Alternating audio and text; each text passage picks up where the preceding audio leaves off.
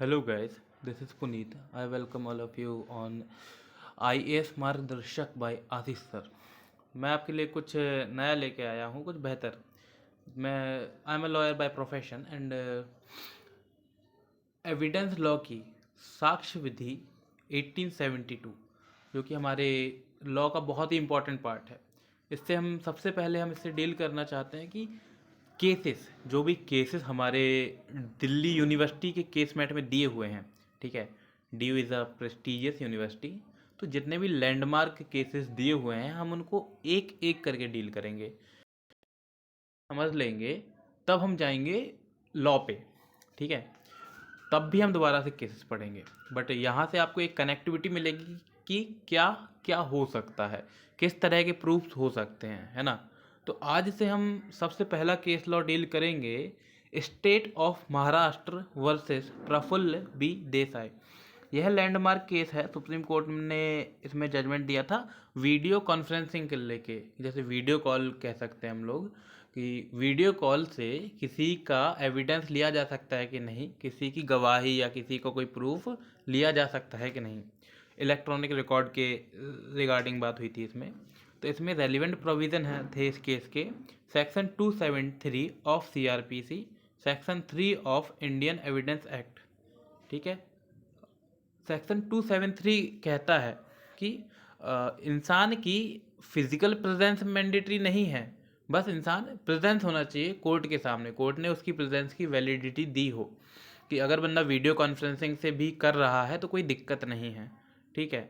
तो यही है सेक्शन 273 कि फिजिकल प्रेजेंस मैंडेटरी नहीं है, आप वीडियो कॉन्फ्रेंसिंग या अदर मीन्स के थ्रू भी आप अपनी गवाही दे सकते हैं या अपना सबूत दे सकते हैं, ठीक है। Section 3 of Indian evidence act क्या क्या कहता है? ये कहता है evidence can be oral, documentary and bye electronic record. Evidence oral हो सकता है, एविडेंस डॉक्यूमेंट्री हो सकता है, एविडेंस इलेक्ट्रॉनिक रिकॉर्ड के थ्रू भी हो सकता है। मतलब जैसे कि हमारा जो वीडियो कॉन्फ्रेंसिंग है, ये इलेक्ट्रॉनिक रिकॉर्ड के अंदर ही आएगा, है कि नहीं, क्योंकि फ़ोन, लैपटॉप, इंटरनेट के चीज़ें हम यूज़ कर रहे हैं।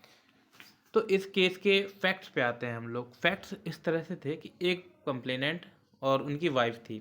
उनकी वाइफ जो है कैंसर से सफ़र कर रही थी। तो कैंसर के ट्रीटमेंट के लिए वो यूएसए जाते हैं। एक डॉक्टर हैं, डॉक्टर ग्रीनबर्ग, जो यूएसए के नामी डॉक्टर हैं। तो डॉक्टर ग्रीनबर्ग इनको सजेस्ट करते हैं कि आपका जो कैंसर है वो आपका मेडिकेशन से ही ठीक होगा, हम इसे ऑपरेट नहीं कर सकते, ऑपरेशन के थ्रू ये ठीक नहीं हो पाएगा, है ना, ये ख़राब हो जाएगा, वर्स्ट हो जाएगा। तो कंप्लेनेंट और जो उनकी वाइफ है, तो वो डॉक्टर ए के मुखर्जी, जो कि इंडिया के डॉक्टर हैं, ठीक है, इंडिया में भी आते हैं वापस, इंडिया के डॉक्टर हैं, उनसे कंसल्ट करते हैं कि भाई डॉक्टर यूएसए के डॉक्टर ने ये बोला है, ग्रीनबर्ग ने ये बोला है कि ये ऑपरेशन से ठीक नहीं हो सकता है। ये जानते हुए भी डॉक्टर ए के मुखर्जी ने उनसे कहा कि मैं ऑपरेशन से भी ठीक कर सकता हूँ इस डिसीज़ को।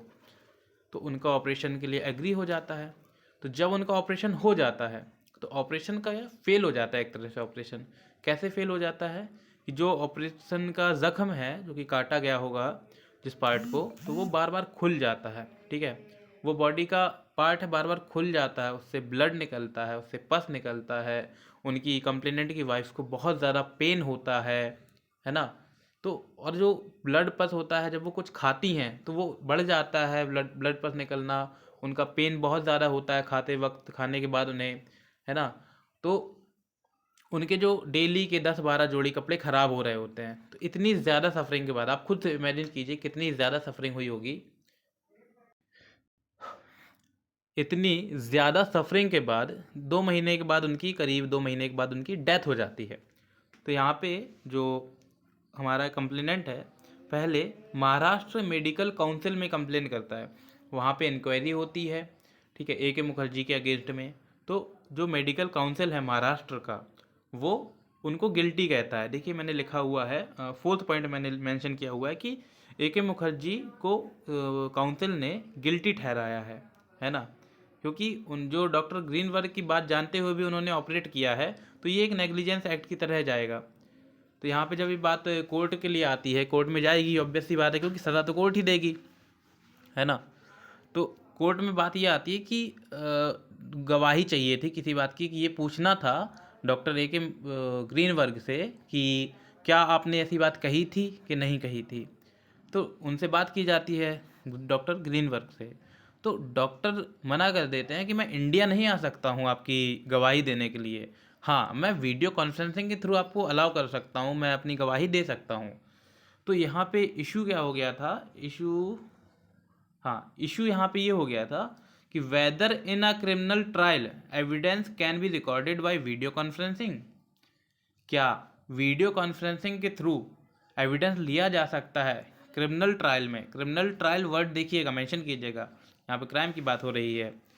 तो कोर्ट ने ऑब्जर्व किया सेक्शन 273 ऑफ CRPC, ठीक है, क्या क्या कहता है, the physical presence is not necessary, we can also consider electronic presence as presence under section 273 of CRPC।